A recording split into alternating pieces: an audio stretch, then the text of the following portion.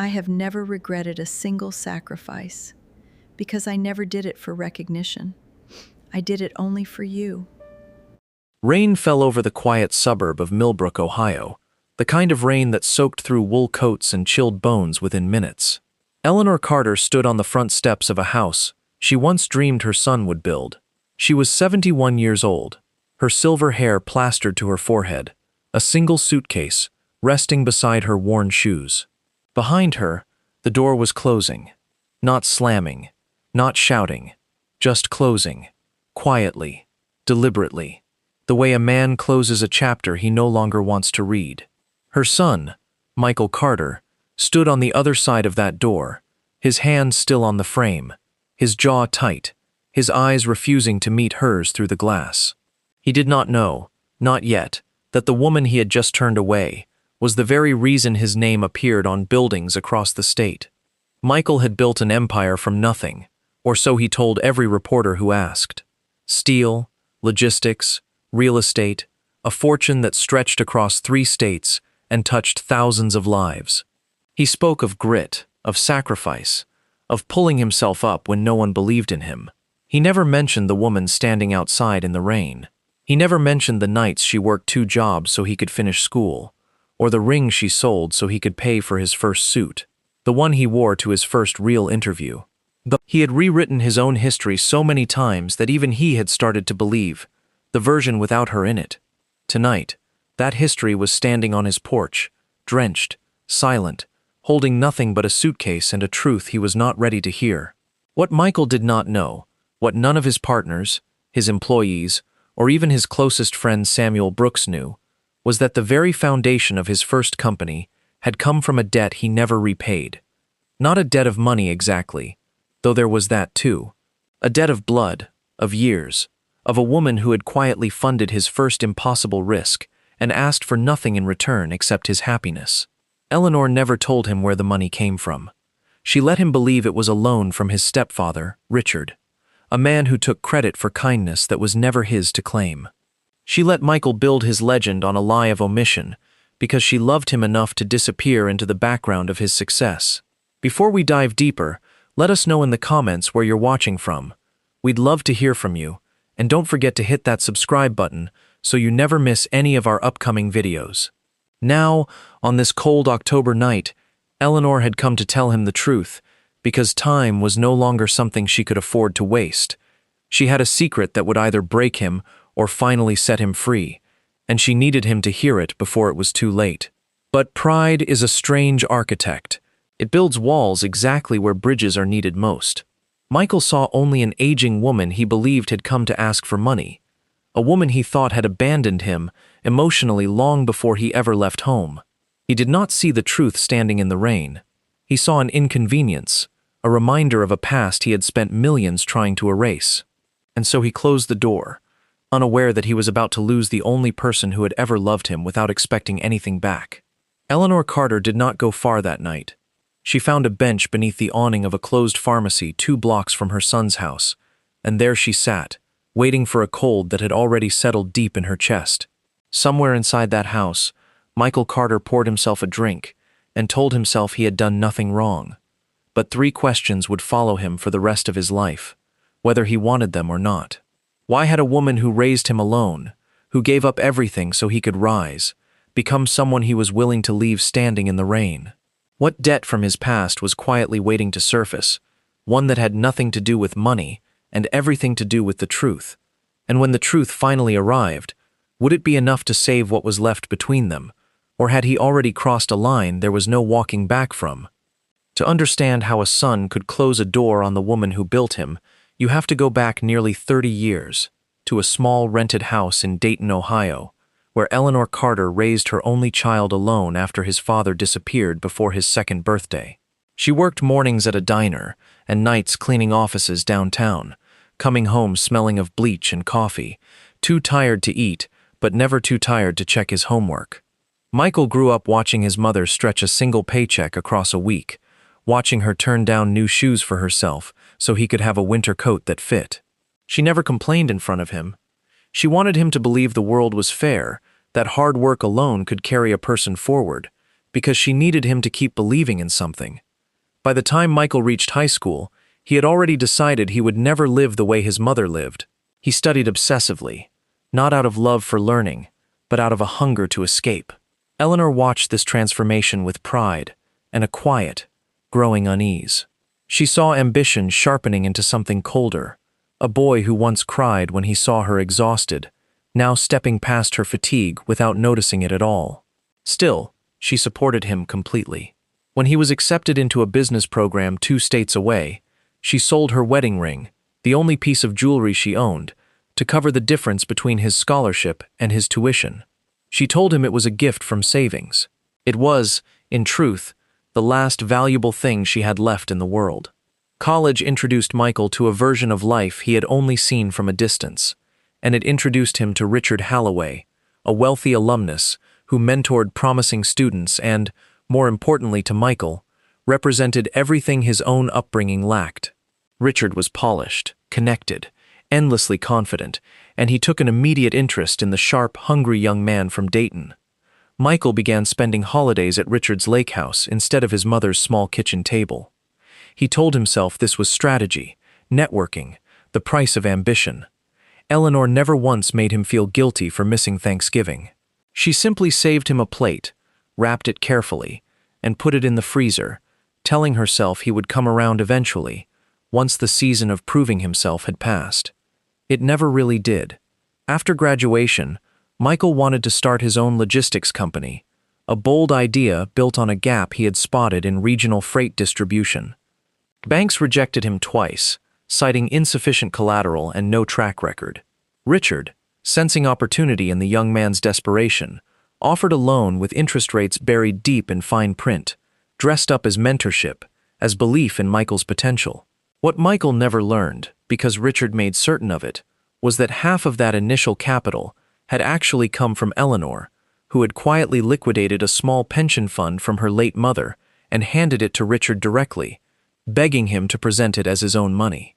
She did not want her son's success tied to her sacrifice. She wanted him to feel unstoppable, unindebted, free. The business succeeded beyond anyone's early expectations, and within 8 years Michael Carter had transformed a single delivery route into a logistics company spanning 3 states, eventually branching into commercial real estate under the guidance of his closest friend and financial partner, Samuel Brooks. Samuel had met Michael during those lean early years and stayed loyal through every expansion, every risk, every sleepless night reworking numbers at kitchen tables that had long since been replaced by boardrooms. Michael trusted Samuel with nearly everything, except the parts of his past that made him uncomfortable: the diner uniforms, the free lunch line in elementary school, the mother whose calls he began letting go to voicemail once his schedule filled with investors and acquisition meetings that felt, to him, far more urgent than her voice. Eleanor never stopped calling, and she never once asked her son for money, not through all those years of visible success, not through the magazine profiles, not through the office building that eventually carried his name on a brass plaque near the entrance. She asked only for time, a birthday dinner, a phone call on Sundays, anything that reminded her the boy she raised was still somewhere inside the man he had become. Michael always had a reason, a closing, a trip, a crisis only he could solve. Eleanor accepted every excuse with the same quiet patience she had shown her entire life, telling herself that success simply demanded sacrifice, that he loved her even when his actions suggested otherwise, that one day he would slow down enough to remember where he came from. Everything changed. The spring Eleanor was diagnosed with a heart condition serious enough that her doctor used the word urgent more than once during their conversation. She did not tell Michael right away. She was afraid, not of dying, but of becoming a burden to a son who had spent a decade building distance between them, like a wall he mistook for progress. It was Richard, of all people, now retired and reflective in ways success had never allowed him to be, who finally urged her to reach out, telling her that some truths cannot wait for convenient timing. Eleanor listened. She packed a single suitcase, took a bus she could barely afford, and arrived at Michael's front door not to ask for money, but to finally tell him where his first opportunity had truly come from, before her heart decided the conversation would never happen at all. Before we dive deeper, let us know in the comments where you're watching from. We'd love to hear from you, and don't forget to hit that subscribe button so you never miss any of our upcoming videos. Michael did not know any of this standing in his doorway that October night. He saw only his mother, older than he remembered, thinner, holding a suitcase like someone who had nowhere else to go, and his mind, shaped by years of Richard's careful influence and his own defensive pride, jumped immediately to suspicion. He assumed financial trouble. He assumed she had come to ask for help he had quietly resented giving in the past, small amounts here and there that he now viewed, unfairly, as evidence of dependency rather than love. Samuel Brooks, standing nearby that evening for an unrelated business matter, watched the exchange with visible discomfort, sensing something was deeply wrong, but unwilling to interfere in what he assumed was simply a private family disagreement he had no right to enter. Eleanor tried to explain herself, but the words came slower than she wanted, her breath already shortened by a condition she had told no one in that house about. Michael, mistaking her hesitation for evasion, mistaking her frailty for manipulation, told her plainly that he could not keep doing this, that he needed boundaries, that he had built a life, and she could not keep showing up unannounced disrupting it. He did not raise his voice. In some ways, that made it worse. His calm was colder than anger could have ever been. Eleanor stood there absorbing each word, understanding with a quiet, breaking clarity that her son had constructed an entire narrative about her, one where she was the obstacle rather than the origin, and that narrative had hardened into something words alone might not undo. The housekeeper, Margaret Ellison, who had worked for Michael for nearly 6 years, stood frozen near the hallway during the final moments of that conversation, unable to intervene, unable to look away. She had met Eleanor twice before, on the rare occasions Michael allowed his mother into that house, and both times Eleanor had asked Margaret gentle, ordinary questions about her own children, remembering details most employers never bothered to notice. Margaret watched Michael close the door that night with a hollow, sinking feeling she could not immediately name, only recognizing later that it was grief. Grief for a kindness being discarded in real time by a man who did not yet understand what he was losing, and would not understand it fully until it was almost too late. Eleanor sat on that pharmacy bench for nearly 40 minutes, before a stranger, a young nurse named Priya, finishing a late shift, noticed her labored breathing and called for help. Eleanor was taken to Millbrook General, where doctors confirmed what she had feared for months, that her heart could fail without warning, and likely soon without significant intervention. She gave the hospital Richard's number, not her son's, unable in that moment to face the possibility that Michael might not come even now. Richard arrived within the hour, shaken by how frail she had become since he had last seen her, and it was Richard who finally called Michael directly, his voice uncharacteristically unsteady, telling him only that his mother was in the hospital and that some things could not wait any longer for pride to step aside. Michael arrived at the hospital just after midnight, still in the same clothes from earlier that evening, his earlier certainty completely gone, replaced by a fear he had not felt since childhood. Richard met him in the hallway, and for the first time in their long acquaintance, spoke to Michael not as a mentor, but as a man finally unwilling to protect a lie any longer. He told Michael the truth about the loan, about where half the money had actually come from, about the pension fund Eleanor had emptied and asked him to hide, about years of quiet sacrifice dressed up as someone else's generosity. Michael stood in that hallway absorbing each sentence like physical blows, realizing the empire he had built his identity around had been standing, from its very first brick, on his mother's silent devotion. He walked into her hospital room unsure what he would say, only to find her awake, watching the door as though she had somehow known he would come. Eleanor did not scold him. She did not demand an apology. She simply reached for his hand, the way she had when he was small, and told him she had never regretted a single sacrifice, because she had never once done it for recognition, only for him. Michael broke down beside her bed in a way he had not allowed himself since childhood, apologizing not just for that night in the rain, but for years of distance he had convinced himself was simply the cost of success.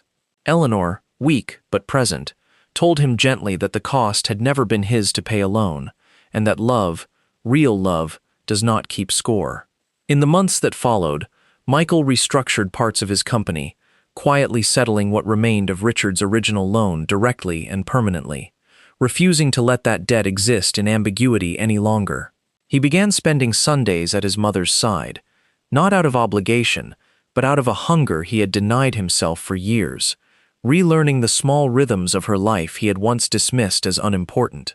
Eleanor's condition stabilized with treatment, though her doctors were careful never to promise more than caution allowed. Samuel Brooks, once kept at arm's length from Michael's personal history, eventually learned the full story and later admitted it changed how he understood his friend entirely, not as a self-made man, but as a son finally catching up to a debt of love he had spent a lifetime failing to notice. What happened between Michael and Eleanor Carter that October was not simply a family disagreement resolved by circumstance. It was a reckoning years in the making, a confrontation between the story a man tells about himself and the truth quietly waiting behind every version of it. Michael built an empire believing he had done it alone, and in doing so, nearly lost the one person who made that empire possible in the first place. It was only when pride finally gave way to fear, and fear gave way to truth, that he understood what his mother had always known, that success built on forgetting where you came from is never as solid as it appears, and that some debts can only be repaid with presence, not money. If this story moved you the way it moved us to tell it, let us know in the comments what part struck you the hardest, and consider subscribing so you never miss the next real story of family, pride, and the truths that eventually find their way home.